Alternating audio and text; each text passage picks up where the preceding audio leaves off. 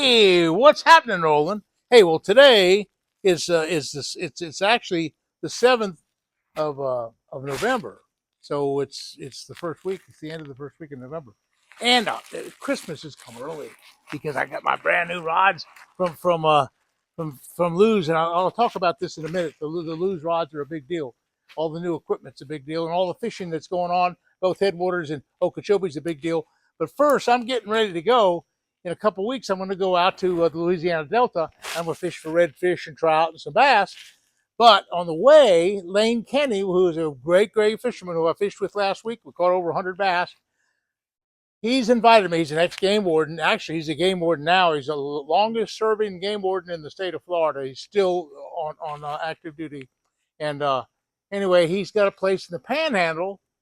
And the muzzle loading season and the rifle season comes in just as I come in and pass through for that trip to the Louisiana Delta. So I have plenty of rifles, and you've seen them how accurate my rifles are. The 243 improved accuracy and some of the 6.5 300 H&H. Some of those rifles are so accurate for a half minute. But now I've broken out my muzzleloader. Let me tell you a little bit about muzzleloading. Muzzleloading traditionally has been groups at 100 yards, say this big around, where the rifles are groups this big around, way smaller. But now some of these modern rifles, particularly this type right here, it's got a breech plug. This is a Thompson Center, and this shoots a pretty good group. Let me just show you the group that I shot with it, just getting this thing ready. Now here was a group on a hot load. I had a real hot load, and I wanted to be an inch high, but I was a little bit to the left, and that's a 50-yard group. So that's not bad for muzzle loading. And so that's 1, 2, 3 pellets. That's about almost a minute. Well, it's a little over a minute group. Okay. Then I went out and changed loads and took the powder. And see, there's a couple ways to go with muzzle loading. A lot of times people just take a volume of powder and just a whole big scoop of it, pour it down the barrel. That's not the way to get accuracy. The way to get accuracy is to get everything exactly the same. So I have all my reloading equipment upstairs. You see me reload my shells. I go up there with these real accurate scales, and I use this really good powder. And so now I'm using, so this was the first shot that I took today. And then, no, this was the first shot, and I adjusted. I wanted to come high. So I wanted to get the thing up here to be at 50 yards. This is a 50-yard target. I wanted to be an inch, 1 point or 2 inches high, or 1.5 inches high, so that it compensates. It's actually 0 to 150 yards. So actually, this is the group that I shot once I adjusted my scope, and so that's at 50 yards. Now let me just show you the side of the gun here for just a second. This muzzleloader, if you notice right here on the stock, I have a bunch of numbers, and that means that at 0 yardage, it has so much speed, but then at 100 yards, it's 2 inches high.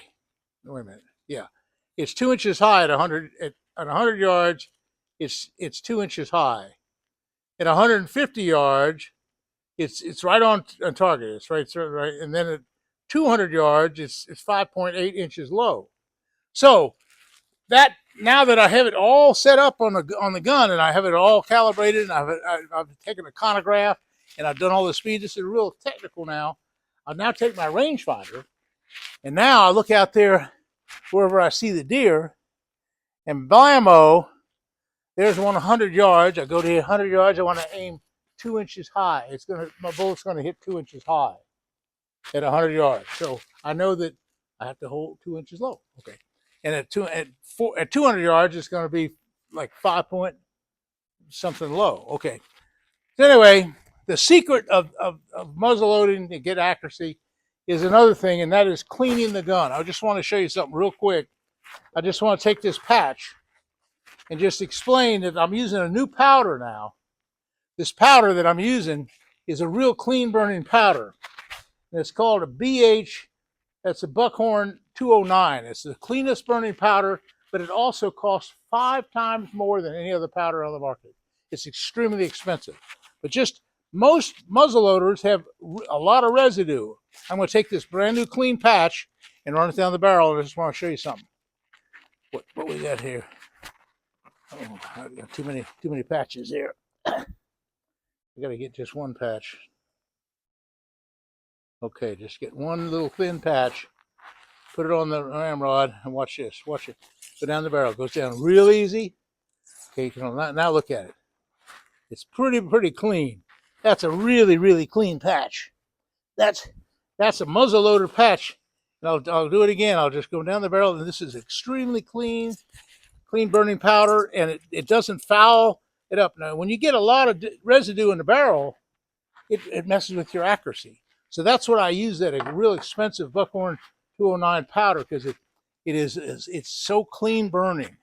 Anyway, I got it all set up, and on the back side of the gun, look at this on the thing. I got my charges for the extra charges. They're all measured out now with my powder measure. This exact bullet and everything. I got the primers. I got everything all set to go. So now all I have to do is run it down the barrel, push the powder down the barrel, muzzle loader. Hey, out to 200, 250 yards, I'm good to go. Okay, so that's my deer hunting. Let's talk about fishing. Let's talk about Lake Okeechobee, and let's talk about Headwaters. I went over to Headwaters, and this guy that I'm going to go hunting with in a couple of weeks is Lane Kinney. He's the game warden, and we caught, in 2 days, we caught over 100 bass. And you know how many I caught? Because we were shiner fishing. He wanted to shiner fish. I caught one each day, one bass each day. I didn't really fish. I gave him all the rods. And he caught over 50 each day. He caught about 55 bass each day. And that I just didn't. Every time we'd get a strike, I'd hand him the rod. I mean, he had 2 or 3 rods that he was working with, and all I did was just bait the hook and move from spot to spot and do all that. Anyway, let's go over the boat and let's talk about some other things that happened. There's some other good fishing going on right now. You know, I have the new contract with Lew's. And part of it is it's a rod and reel contract. So what I've done now, a lot of my shiner fishing now, I'm doing with the Lew's rods, of course, 50-pound or either 30 or 50-pound braid, according to whether it's open water or heavy weeds. I'm using a circle hook for Headwaters and any kind of hook in Lake Okeechobee. Half my rods are float rods, the other half are a free line. So I do a lot of free lining. So that's one setup. Okay, we know that. But here's I just want to show you something that's my favorite rod and reel, my favorite setup of all time. I've gotten a deal with Fish Lucky. Now Fish Lucky make shatterbait kind of things. They make the Scrounger. They make Jimmy Houston's Redman spinnerbait. But they also make a worm that's saltier. It's called salty sink, and it's the saltiest worm, saltier than the predecessors that I used to use. And it's exactly the same size. It has great action. It's soft. And it has plenty of salt. That is such a good looking worm. That's my favorite worm. Now I use it a couple of different ways.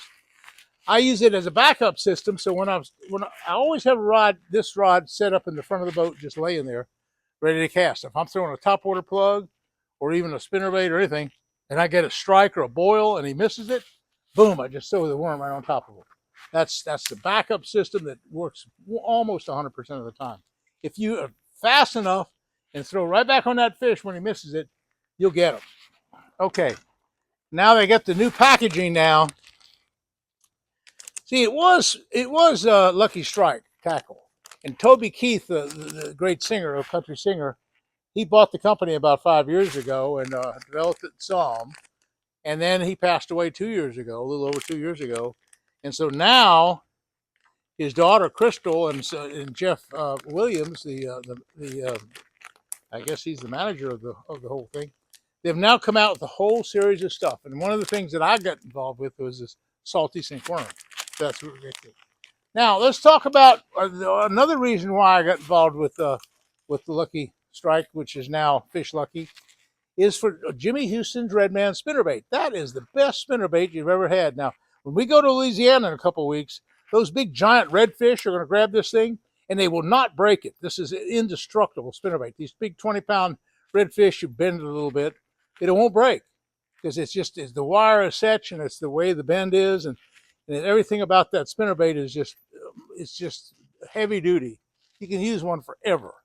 So anyway, that's a really, really good combination right here. And of course, that's that good reel. This Lew's reels. They're best casting reels I've ever had. Now, along with that, the chatterbait is kind of a good lure. And so what I do with the chatterbait, I use another little trailer for that. And that is that this trailer right here, it's called the live motion. Yeah, live motion trailer. And it's a perfect trailer combination for a chatterbait. That's what I got right now. And boy, you talking about Okeechobee and also Headwaters as a good thing. That really kills them, particularly with that trailer. That is a 3/8 of an ounce chatterbait that just works like crazy right now. You can go down, and I was with Tom Jackson last week, and we caught about 30 bass on this very lure right here. That was it. And so that was a really, really good combination right there. Now, here's the deal that it takes a little skill and it takes a little bit of a cast to make this work properly. But if you take this scrounger, it's a brand new lure that I'm kind of using now a whole lot. And on the weed lines and the edge of the canal, it's a swim bait, but it vibrates like kind of like a chatterbait. And it's just a great lure. It's a little bit quieter than a chatterbait, but you're going to use that same trailer that we had on the chatterbait. And it's kind of a combination of a swim bait and a spinnerbait, because it does wobble to the point that it's a swim bait, but it has a lot of wobble and a lot of flash, kind of like a spinnerbait or a chatterbait. That's a killer lure, by the way. And on the edge of the grass beds, I can really make that work well. Now, I showed you that. Okay. You know, when I start off every morning, I always start off with the Spro Pop 80. And that is such a good lure. That has Gamakatsu hooks, and I'm using it on about a 15-pound test monofilament line. And again, I'm throwing it to open water so I can use lighter line. And I caught so many beautiful bass. I'm talking about 6 and 7 and 8 pound bass. They just come suck it down so often. And it's just a great lure for early morning fishing or a day like today. You notice there's no wind. The wind is really zero today, and it's overcast. It would be a perfect time to throw this Topwater on Lake Okeechobee and on Headwaters both, and you'd catch a lot of fish on that right there. Now, speaking of Topwater, the ultimate Topwater is this one. Things really get right now here at Okeechobee when I'm fishing. I throw this frog into the clumps of reeds, and that's 65-pound braid, folks. And that's a heavy-duty rod, and that's a flipping rod, and it's just perfect. But I do a lot of frog fishing. I just love the frog. Throwing it into those reed piles and just working it out. As soon as it gets to the outside of those reeds, you kind of just slow it down, and those big bass, some of them will hit it real hard, but a lot of times they'll just go in and suck it in. And boy, with this big, heavy flipping stick, I can anchor it right here. Now, sometimes I put that cushion button on here. I got all these cushion buttons right here. Got a whole box of them. And I got all sorts of cushions I put on the handle. And that's a heck of a deal.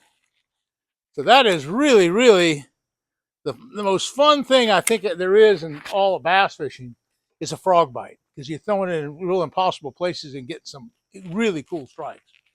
Now, another thing is a swim bait, just a standard swim bait. No, that's the chatterbait here. I'm sorry. That's the chatterbait. Let me just show you the swim bait. A lot of times I'll take a swim bait and I'll take that trailer. I don't have the right trailer right now, but we were doing really good on swim baits. I'll take this swim bait. It's a swim jig. It's actually a swim jig. It's a 3/8 ounce swim jig, and that means it comes through the grass really good. Now put it on that combination right here, this live motion minnow, and that's really not right. I'll use like a white on white, or that color there would work. But that swim jig is really a popular lure right now. It really lights it up. Well, that's kind of my favorite lures right there. You can go to, right now the fishing is really red hot on Okeechobee, and it's, in fact, the Roland Martin Marina has a big tournament coming up this Saturday, which just actually starts tomorrow. And boy, my cameraman Tyler, he won one of them and came in second in another one. he thinks he's going to win this one. So he's throwing a lot of top water. He's throwing a lot of swim jigs.